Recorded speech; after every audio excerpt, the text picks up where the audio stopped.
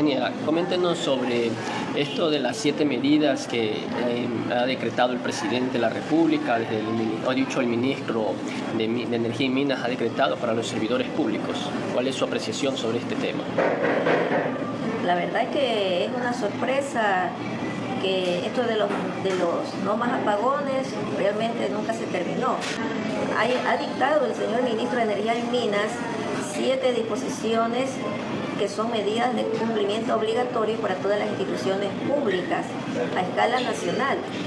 Esto quiere decir que el servidor público va a tener que trabajar, dijo, con media luz, porque si hay una disposición y hablan de que tendrán que reducir el consumo, aunque le dicen ahorro, pero realmente es una reducción del consumo eléctrico, quien termina afectándose en estas disposiciones, siendo instituciones públicas, es el usuario, el ciudadano que tiene que ir a hacer alguna gestión, y de ley, así sea, los corredores, cuando tienen que entrar a hacer alguna gestión, se va a encontrar que de pronto no hay luz suficiente y puede hasta provocar hasta accidentes.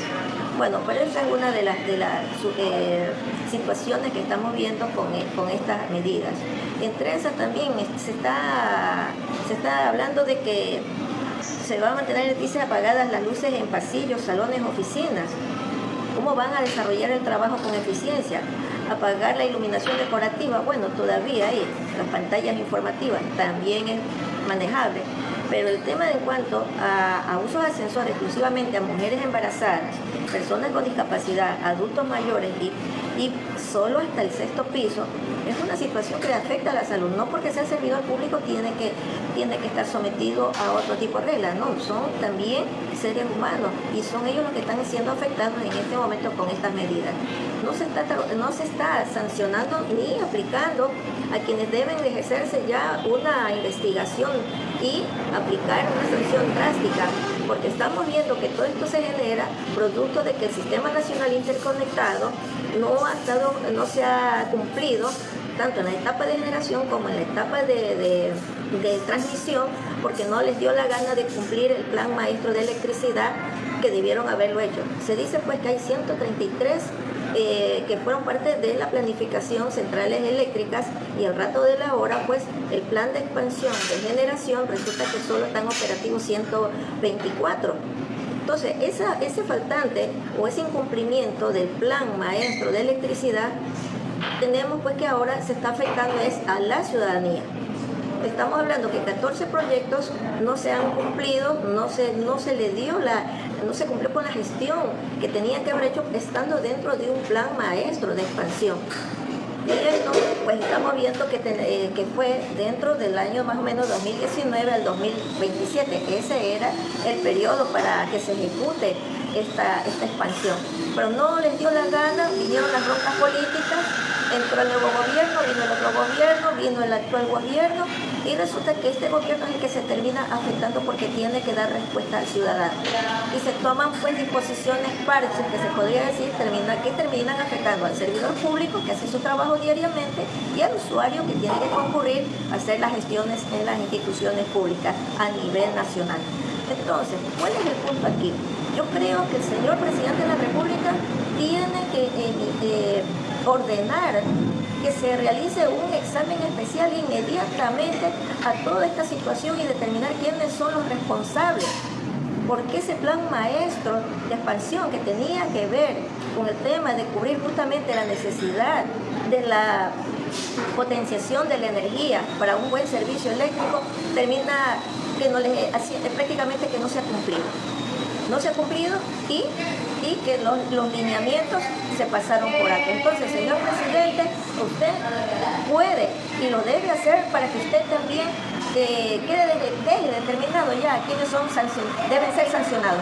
No solamente debemos ver el crimen organizado como una forma de llevarlo a fiscalía. Yo creo que aquí, cuando se está afectando el presupuesto del Estado, teniendo un déficit fiscal tan alto, solamente porque no les dio la gana y dejaron destruir, porque no le dieron el mantenimiento, porque no desarrollaron el plan de expansión, de generación de energía eléctrica, y eso es lo que tenemos ahora en este momento. Esas son las consecuencias de los actos de mala fe contra el pueblo ecuatoriano, porque todo el que llegó en su debido tiempo, los presidentes de turno, actuaron es de mala fe. Aquí están las consecuencias. En ese ámbito, el presidente Daniel Noboa, ¿cuáles entonces serían las medidas que debería entonces tomar para encontrar solución a lo que usted acaba de manifestar?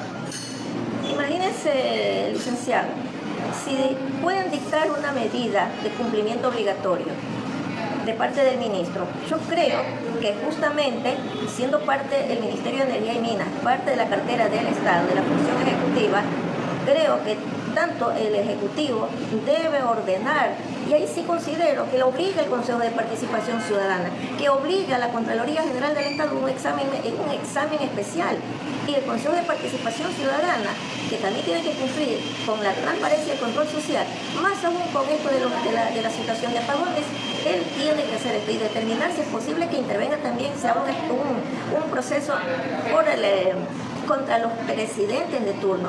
Ya no tiene fuero de corte. Entonces aquí todos pueden ser procesados, porque aquí el perjuicio termina afectando al presupuesto del Estado, porque esa destrucción de esos bienes, de esas centrales eléctricas que se trabajaron en su momento para generar energía, ¿cuánto cuesta? ¿Y el daño quién lo paga? Los ecuatorianos. Entonces, eso es lo que tiene que justamente efectuar el señor presidente, abrir los expedientes tanto en la auditoría y se determine el responsable, sea el presidente, sean las autoridades que estuvieron vinculadas en aquel momento, por no cumplirse ese plan de expansión de generación que es parte del Sistema Nacional Interconectado. Entonces quedaría ahora en manos entonces del presidente Daniel Noboa implementar ese plan de expansión que usted ha manifestado que ha sido incumplido por gobiernos anteriores. Bueno, cuando se hace una proyección, justamente el plan maestro es una planificación, una proyección, y dentro de esa planificación justamente estaba proyectado 133 centrales que tenían que cumplirse entre un periodo, estamos hablando de 2019 al 2027. Recuerde, pasamos pandemia, pasamos una serie de situaciones y incluso el pago de la energía fueron sobrefacturadas, muchos usuarios. Entonces en este momento, ¿qué toca hacer? Hay que transparentar todas las cifras y ver quiénes son los responsables y de dónde se origina, cuál es la causa, cuál es el efecto y cuál es la consecuencia.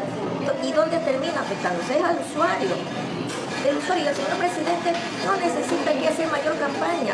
Si ha adquirido una barcaza para dar solución, claro, es necesario, pero también tiene que mandar a abrirse los expedientes, los procesos por la responsabilidad. Los ministros de Energía y Minas de turno en su momento dejaron de hacer lo que tenían que hacer y cumplir con ese plan maestro de electricidad, que no lo cumplieron, y que era pues la parte del plan de expansión de generación. Simple, aquí hay una situación que es responsable sancionarse y si es posible y que sean procesados, pero no es posible que el pueblo termine pagando ese déficit fiscal que se va a incrementar, porque darle mantenimiento y cumplir estas alturas o pagar un costo más alto por la transmisión, por la compra de energía, ¿quién no termina pagando? En las planillas pues de luz de cada ciudadano ecuatoriano. Esos son los inconvenientes, porque no revisamos desde dónde se comienza en este histórico, cuál es el problema del tema de energía eléctrica. Entonces dejemos de hacer tanta propaganda, no más apagones, y vamos a la verdad, la transparencia, y que todo el mundo rinda cuenta, desde el más alto hasta el más chico. Eso es lo que yo creo que tiene el señor presidente, que amarrarse los pantalones y hacer las cosas con decisión y valentía. De cara a esto, entonces, el presidente Daniel Noboa tendrá que buscar la forma entonces de dar una solución, una verdadera solución a esta situación que está viviendo el país, a los cortes de energía. De su perspectiva, ¿cómo ve entonces todas las medidas que hasta el momento ha adoptado? ¿Pueden que estas estén dentro del plan que usted ha manifestado que se incumplió o no? O sea, hay medidas que el presidente ya haya tomado y que hayan pertenecido a ese plan. Conocemos por los medios de comunicación, ¿ya? Que ha debido tomar decisiones inmediatas para ver cómo cumple con la ciudadanía, porque la ciudadanía exige, quiero luz, los hospitales, cumplir con todo el diario vivir que tenemos que hacer y que se requiere energía. Tenemos también la expansión en este momento de las telecomunicaciones.